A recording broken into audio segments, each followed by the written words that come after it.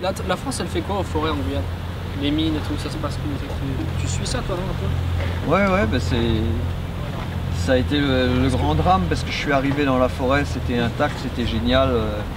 Et puis avec les Indiens, c'était super. Et puis tout d'un coup sont arrivés les chercheurs d'or qui creusent partout, qui polluent tout, qui remuent les eaux. L'eau devient marron, pleine de boue, turbide on dit.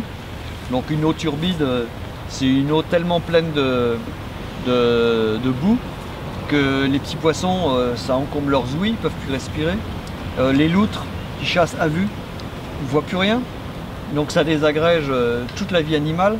Et puis les plantes qui sont au fond de l'eau, normalement les plantes ont besoin de l'énergie solaire pour vivre, mais entre la plante et le soleil, il y a de l'eau boueuse, donc les rayons du soleil n'arrivent pas jusqu'aux plantes. Donc ça perturbe complètement la chaîne alimentaire. Mais en termes de surface, qu'est-ce qui a été déforesté? Mais c'est surtout un problème de pollution chimique. Parce qu'il faut 1,5 kg de mercure pour 1 kg d'or. Le mercure, ça absorbe l'or. C'est ce qui permet de sortir l'or de la moquette. On fait des plans inclinés. Au fond du bassin, il y a une moquette. On fait glisser l'eau pleine d'alluvions et comme l'or est lourd, l'or se dépose dans la moquette. Et après, il faut extraire l'or de la moquette et pour ça, on fait passer une couche de mercure. Et le mercure fait comme un aimant qui va faire ressortir l'or. Et après, quand il y a le mélange or-mercure, il faut se débarrasser du mercure. Alors là, il faut chauffer. Et le mercure est un métal qui s'évapore à basse température. Il n'y a pas besoin de beaucoup chauffer. Le mercure part et dans la casserole il reste que l'or. Donc ça c'est une vieille méthode, les Romains connaissaient déjà cette astuce-là. Les Espagnols en Bolivie, il y avait des grandes mines à la fois d'argent et d'or, donc ils faisaient tout ce truc avec le mercure. Alors le mercure il s'évapore, il refroidit, il retombe, parce qu'il a refroidi, il retombe dans la forêt amazonienne et dans un milieu chaud, acide et avec une intense vie bactérienne, le mercure passe de mercure organique, non, de mercure métal à mercure organique. On appelle ça la méthylation du mercure.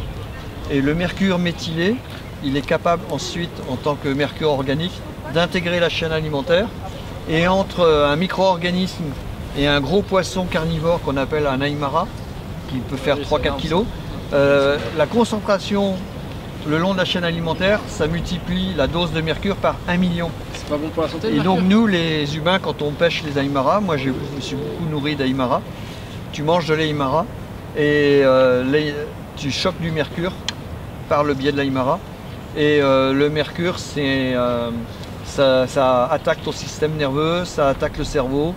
Et le plus grave, c'est pour les enfants, notamment les enfants avant même leur naissance.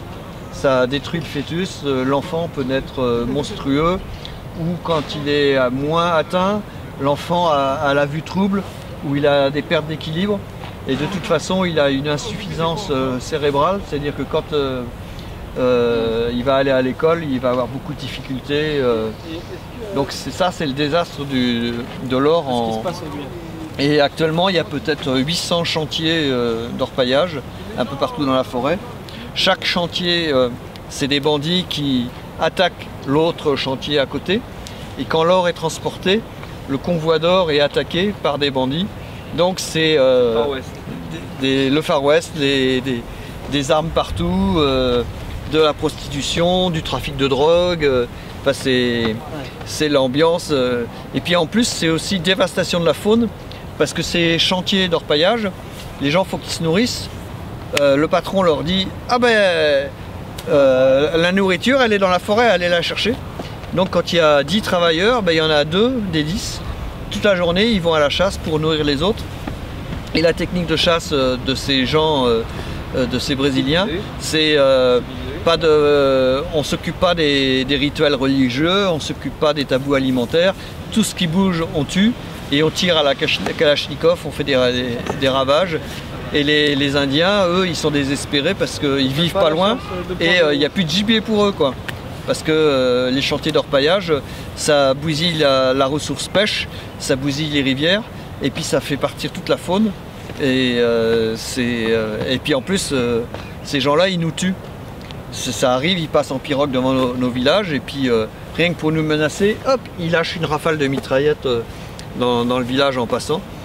Et d'accord, je croyais que c'était une blague, mais non. alors les Indiens, ils appellent au secours les forces de l'ordre parce qu'ils disent qu'en Guyane française, c'est un état de droit, il y a des forces de l'ordre, nous on n'a pas le droit de se défendre, mais il y a les gendarmes, leur métier c'est de nous défendre. Mais les gendarmes disent ah ben nous on attend l'ordre du préfet.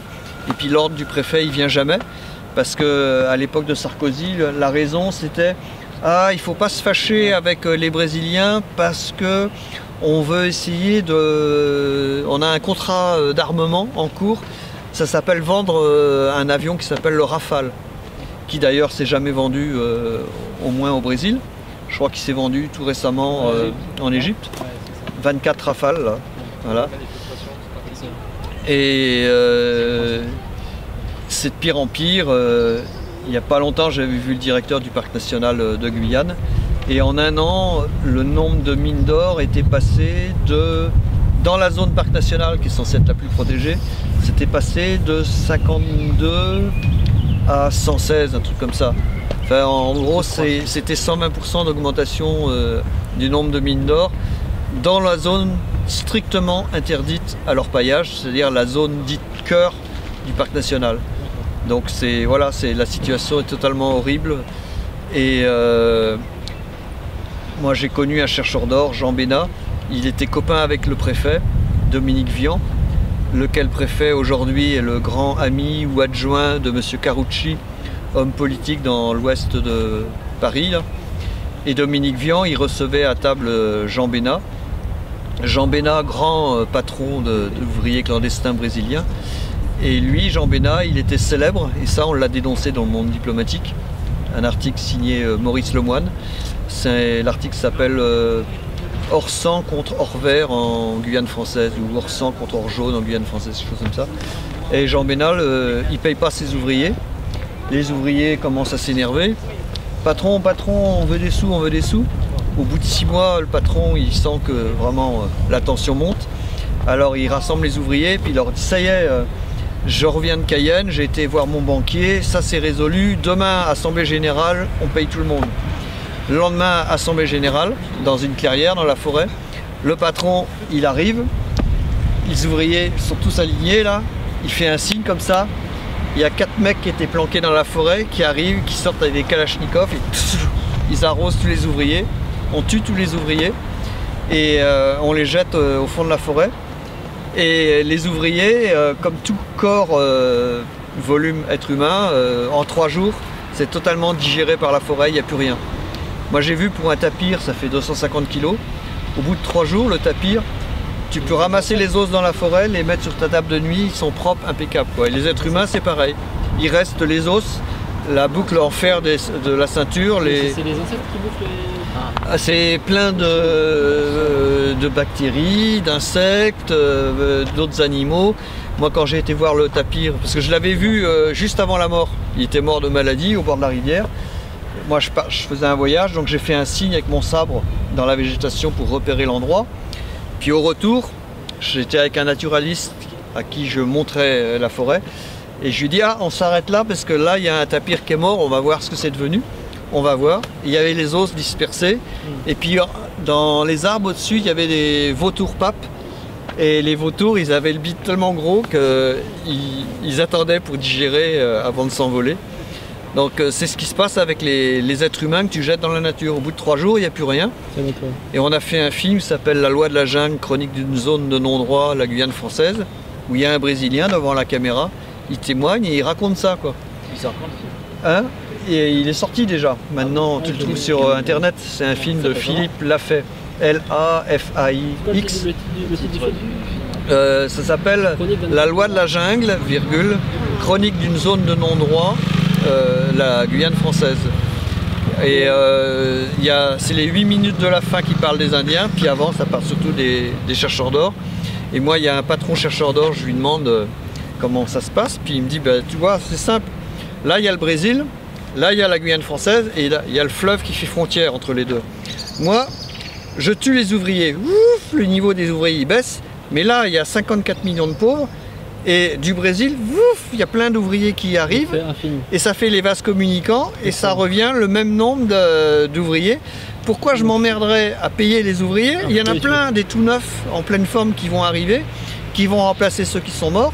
Et moi je vais leur faire croire que je vais les payer, je les paye pas, je les tue, puis hop, et ainsi de suite, il y en a d'autres qui reviennent. Et c'est génial parce que c'est vachement mieux. Du temps de l'esclavage, les esclaves, il fallait les chercher en Afrique, il fallait les nourrir, il fallait payer le voyage. Là, les esclaves, ils viennent tout seuls et tu n'as même pas besoin de les nourrir, ils se nourrissent tout seuls de la forêt, ils sont rustiques, ils sont costauds, ils connaissent tout pour la chasse, il n'y a pas de problème. Et ça, c'est business, c'est comme ça, quoi.